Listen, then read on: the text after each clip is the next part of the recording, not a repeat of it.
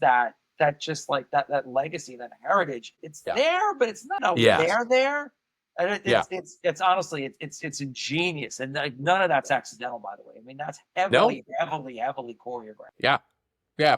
So one thing I thought about, so when Ingvar Kamprad started IKEA, and no, before he started IKEA, he was 14. He has dyslexia. He was completely useless in school, and the teacher told his parent that all the time. But one thing he loved was to connect to people. So he started going to his neighborhood and selling pencils before school started because everybody needed pencils, right?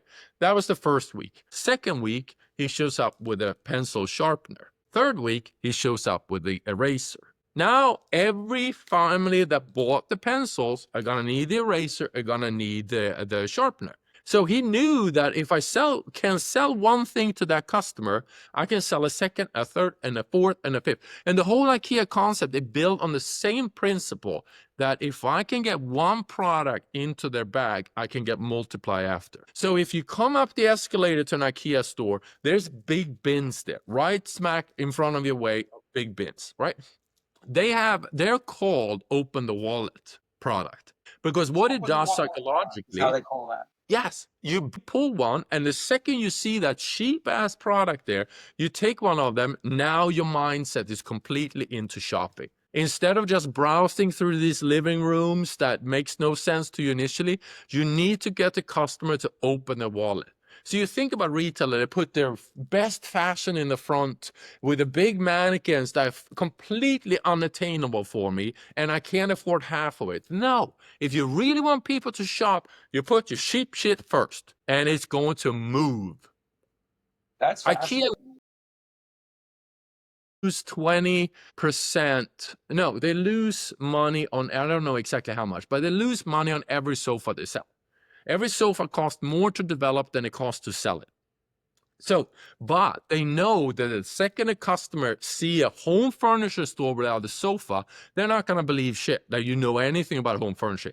So they put the sofas in the front room because now that it's like, oh, they understand fashion, or it's comfortable and all that. But what really sells in the sofa department are the pillows and the throw blankets because everybody can afford them. Big margin. Yes, huge margin.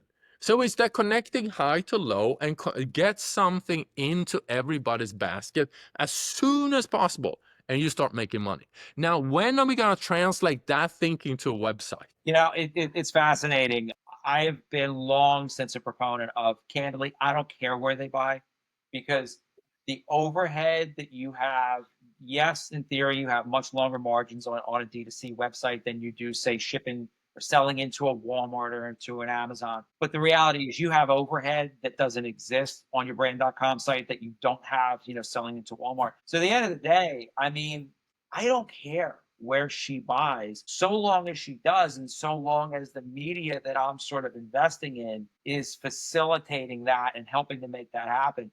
You bring an interesting point up about, Mr. IKEA and getting, the kid to buy the second and the third thing. By the time the kid bought the second and third thing, he already knew Mr. IKEA really well.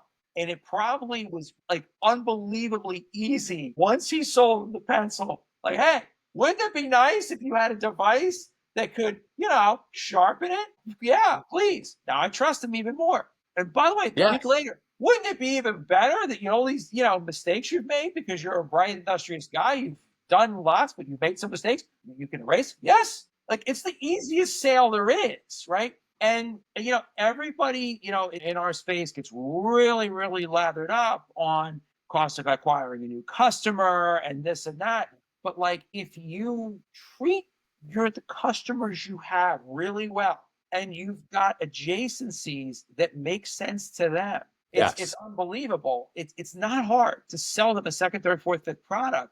And by the way, and I'm curious your thoughts on this, everybody's running around big data, AI, yes, all day long. But what's that mean, right? Is, how many brands out there, I haven't seen too many, that are taking this mountainous data and saying, hey, Mr. and Mrs. New Product Development Team, did you know that Kristoffer's out there looking for this? He bought this, but he's looking for this. You don't make this.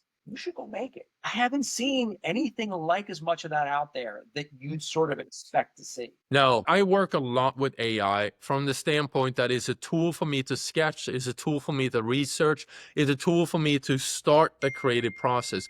But at the end of the day, it is only a generalist perspective on reality. So you still always have to apply your own lens. You know your customer better than AI, any AI will, because AI takes on customers and say, this is what they want. Yes, everybody, but you don't sell to everybody. So how do you expect everybody to connect? It's the same thing as trying to be somebody that's going to be friends with everybody. It's not work. It doesn't work. You have to pick what is your niche. You have to pick what are your friends and stick with them.